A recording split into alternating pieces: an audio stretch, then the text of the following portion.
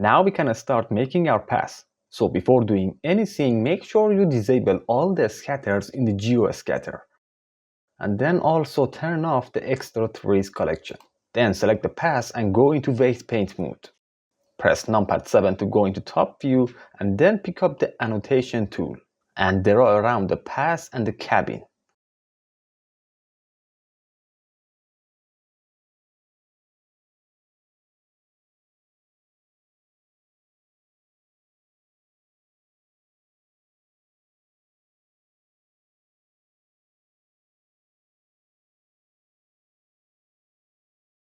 Then after that, jump back into object mode. Press Shift A and in the curve, add a Bezier curve. Move it up a little bit if you have problem finding it. Then press F2 and rename it to boolean object. Then with it selected, press Tab to go into edit mode. Let me zoom a little bit. Select this vertex and move it to this point. Then select the other one and move it here. If needed, you can select the point and press S to scale it up and give it a smoother curve, or you can press R to rotate them.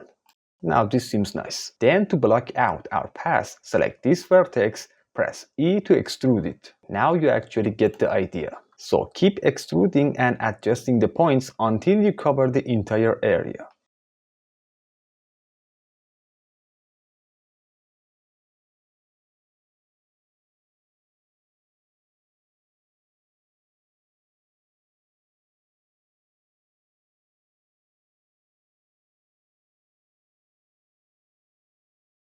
When you are done, to connect these two together, select both of them and press F to connect them together. And if something like this happens to you, the best way to get rid of that without affecting the other parts of the curve, with both of them selected, right-click and choose Subdivide. Then select the new vertex, press X and choose Dissolve Vertices. It is much better now. If you want to get rid of these sharp edges, press Tab to jump back into object mode, then go to the curve panel and you can increase the resolution. For example, set it on 32, now you have a better curve. So here is the point. We are going to use this curve as a Boolean object to make our path, but curves cannot be used as a Boolean object. And as a result, we need to turn it into a mesh. So with it selected, right-click, convert to mesh. Now it's a mesh, so press Tab to go into edit mode, press A to make sure everything is selected, then press F to fill. Before touching anything and with them all selected, press E to extrude it down like so, until it completely passes the train, something like that. Now we can go back into object mode, and to have a cleaner viewport, turn off the Boolean object for now. We will get back to it later. Select the terrain, press Shift D to make a duplicate and right-click to drop it here. And also hide the main terrain from here. Now in the geoscatter, if we choose the duplicated terrain, you can see it doesn't have any scatter with it, which is obviously in our favor. And in the material panel, remove its material, because later when it is turned into a path, it is going to get a nice white gravel material. And let me clean up the annotation that I just made. Just select the draw tool, hold down the control key and click and drag to wipe it out. Now in order to run a Boolean operation, we need to have the bool tool add-on enabled. So go to Edit, Preferences, then in the add-on search for bool tool. I guess in the newer versions of Blender, you have to look for it in the Get Extensions, if I am not wrong. And in this tab, you have to be connected to the internet. Then you will find an install button here, and if you click on that, it barely even takes 10 seconds. Now we can unhide the Boolean object. Select the Boolean object and Shift select the terrain so that the terrain will be the active object. And then to run a Boolean operation, press Shift Ctrl B and in the brush Boolean, choose intersect. And there it goes. And of course, when we are using the curves to block out the path, we have to be more careful. Exactly in these areas. It shouldn't be that sharp. But anyway, this is how to make it. And since we have used the brush boolean, we have to select the path go to the modifiers panel, and here you can see the boolean modifier. So open the drop down menu and apply the modifier. Now we can simply delete the boolean object. Now simply select the pass and press F2 to rename it to pass. Now unhide the terrain from the outliner. And if your PC can handle that, with the pass selected, go to the modifiers panel and give it a subdivision surface modifier by a level of 2. But if your PC cannot handle that, it is not necessary at all. And then simply apply it. And for the pass, we are going to use this texture, gravel soils. And as you can see, it has two different diffuse nodes. The first one is gravel soils and the second one is gravel with soil. And we are going to use both of them and it will give us a fantastic result. So now that we are supposed to add material to the pass, we can actually turn off the terrain. We will have a faster viewport. Open a new window here and switch it into shader editor. And on the left side, turn off the overlays and go into rendered view. Or you can also use the material view. Make a new material for the pass and also rename it to pass. Then open the mentioned folder of the textures and drag the diffuse node, the gravel with soil one, and plug it into the base color. And since we don't have a roughness and the normal maps, we can actually use the diffuse map for it. So first plug it into the roughness. Then press Shift A to add a color ramp and place it on the roughness. We don't need to make that much of an adjustment, just slightly drag the white slider to the left, since I have got a better result with that in the main project. And that will work. Then press Shift A again, and this time at the bump node. Plug the diffuse map into the height, and then plug normal into normal. Right now the effect is just too harsh, so let's decrease the strength and set it on 0.1. Then to adjust it even more, we can duplicate the color ramp and set it before the bump node and drag the white slider much closer to the black slider. Then select the diffuse map, press Ctrl T to use the node wrangler add-on option and increase the scale to a reasonable amount. Let's go with 50. Let's go with it for now and we can always tweak it. It may be a little big, so let's go with 70. Anyway, we can always tweak it. And as you may have noticed, the texture is just too shiny. That's because of using the diffuse map for the roughness, but we can remedy that by introducing an invert color node. Place it after the color ramp. Now to add the other diffuse texture, select this entire node setup, press Shift T to duplicate and move them down. Now we can add a mix shader.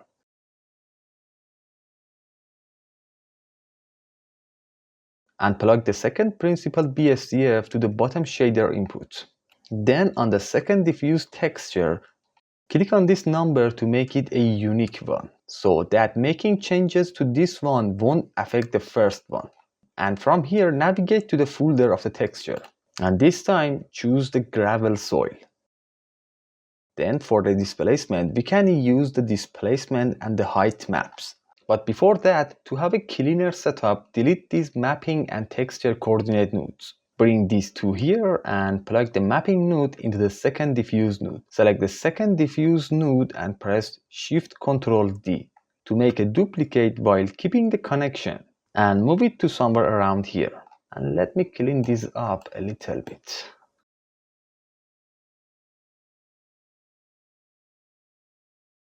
Now this is much better.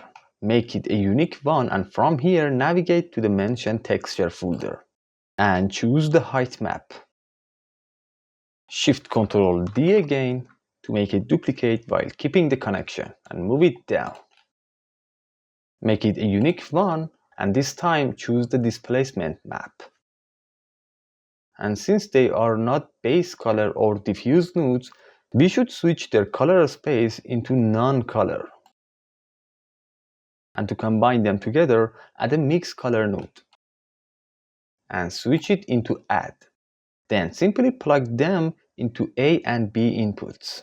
To finish it up, add a displacement node. Plug result into height and plug displacement into displacement on the material output. Now this is much better.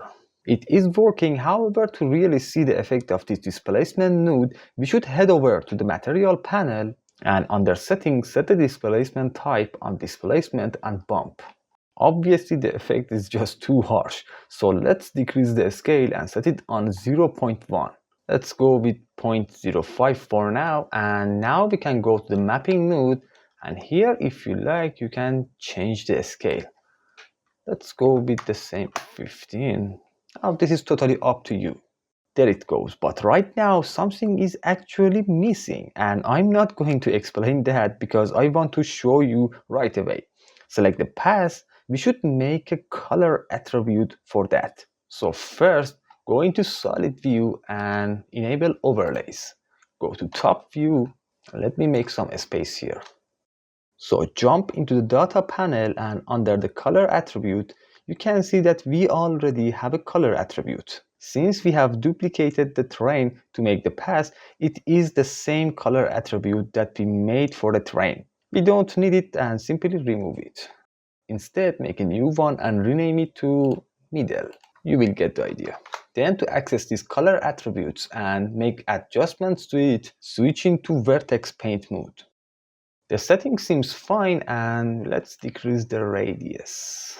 Now try to paint the middle part of the path. This place, and of course the place where the cabin is going to be located. Why isn't that working? We should tweak the color. Yeah.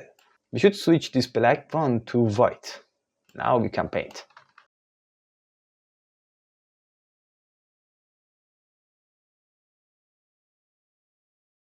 And here, do yourself a really big favor and set the fall off to a smoother.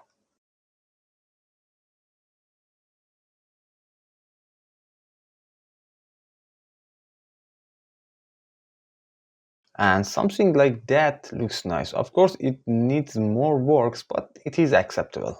So let's jump back into object mode. Then to access this color attribute in the shader editor, turn off the overlays and jump back into rendered view. Expand the shader editor.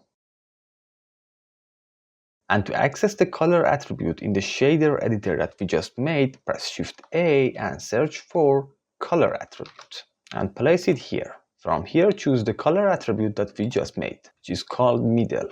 Then to simply use it as a mask, plug the color into the factor on the mix shader and also the factor on the mix color. Now you can really see the effect. When we are making the color attribute, we should pay more attention, but you actually get the idea on how to make this effect. So take your time and do a little bit more.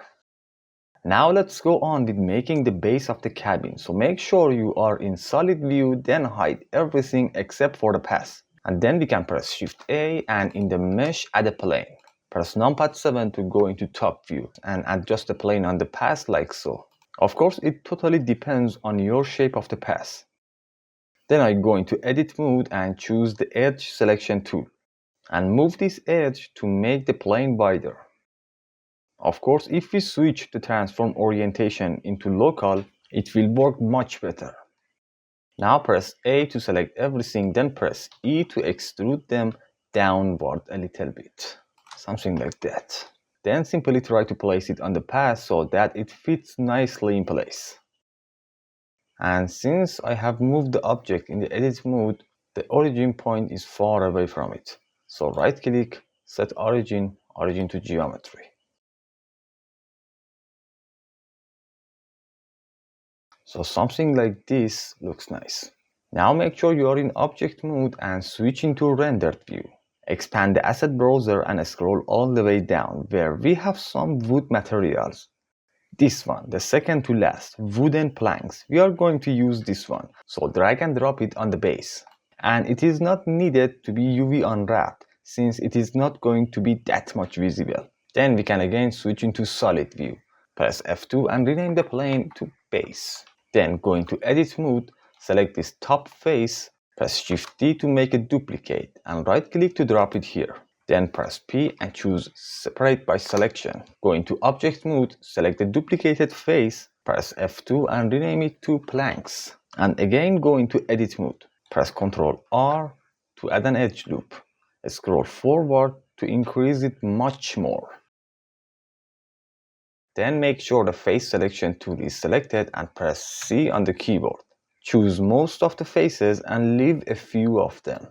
Press X to delete faces. For the remaining faces, add 1 or 2 edge loops for each row. And try to give some variations.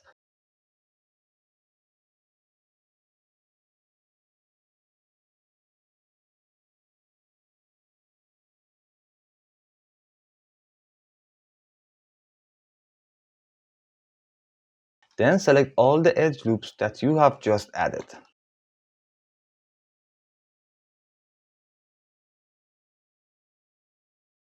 Press Ctrl B and give them a slight bevel.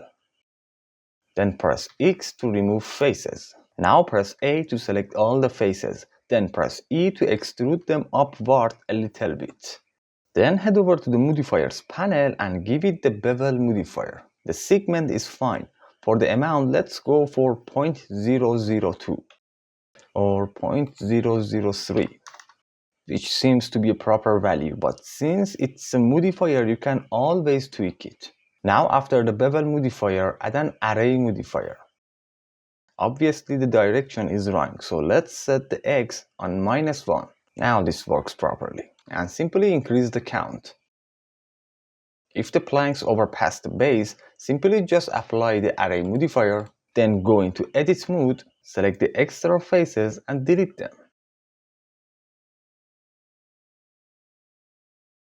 Now this fits nicely in place. The next step is to cover this empty area with the same plank and base. So select both of them, go to top view, press Shift D to make a duplicate of them and move them to the other side. And here is a useful point. Make sure the base is the active object. Then press Ctrl P and choose Object Keep Transform. Now we can select the base and adjust both of them at the same time.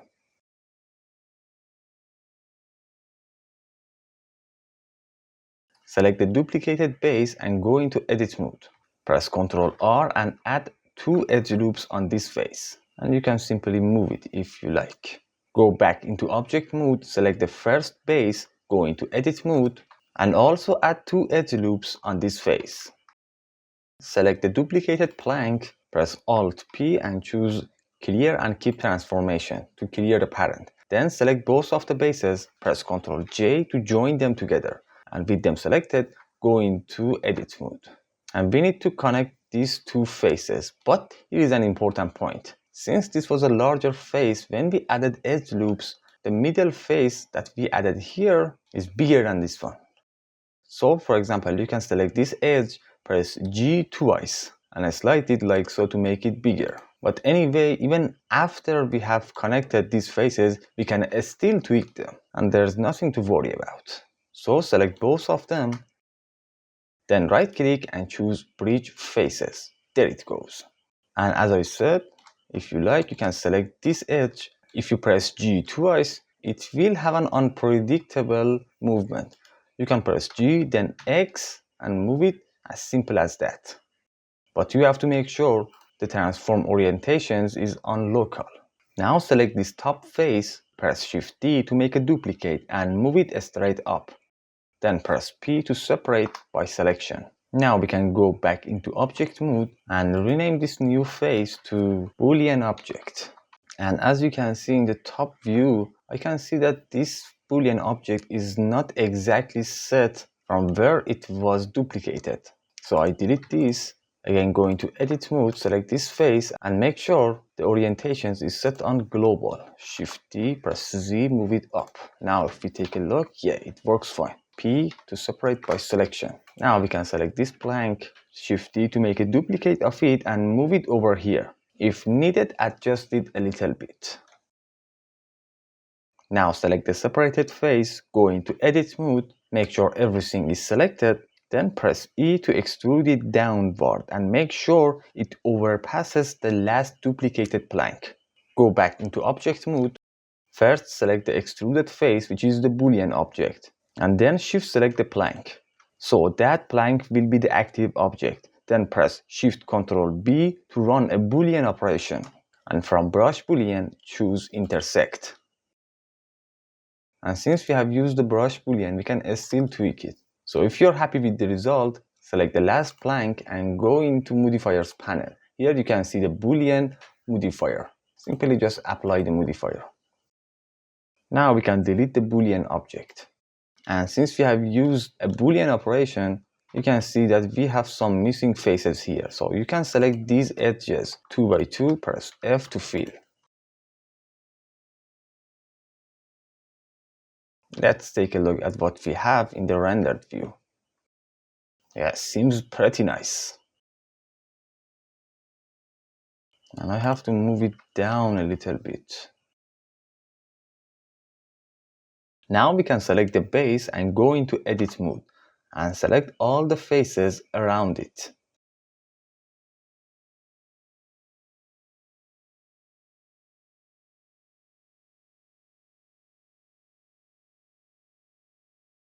Press Shift-E to make a duplicate. Right-click to drop them and press P to separate by selection. Then in the object mode, rename it to, what should we name it? Ledge, for example. With the ledge selected, go into edit mode, press A to make sure all the faces are selected. Press Ctrl B to give them a slight bevel. That's enough. And press X to delete faces. Again, press A to select all the faces, and this time press Alt E and choose Extrude Faces along normals. And extrude them like so. Give it a bevel modifier. The segment is fine, and let's set the amount on 0.003. Yeah, looks fine. And another important tip, with the ledge selected, go into edit mode, select this face, and if you want to cover this area, you can press G and move it. As simple as that. And you can do it with all these faces. So now let's UV unwrap this ledge. So go into rendered view, open a new window here if you don't already have one, and switch it into UV editor. Select all the faces, press U, and in the unwrap, choose a Smart UV project. Now if we take a look, yeah, it seems really fine. Now if you like, in the UV editor, you can press A to select everything and simply press S to scale them up or down. Or you can rotate them to change the pattern, which I don't really advise. But anyway, I guess this already looks really good. Wish I had added some edge loops here before I extruded the faces. As you can see, it looks really nice here. So this was the base of the cabin, and if you like to have a full tutorial on how to make those cabins, including the interior parts like assets and lighting, just tell me in the comments. So see you next time.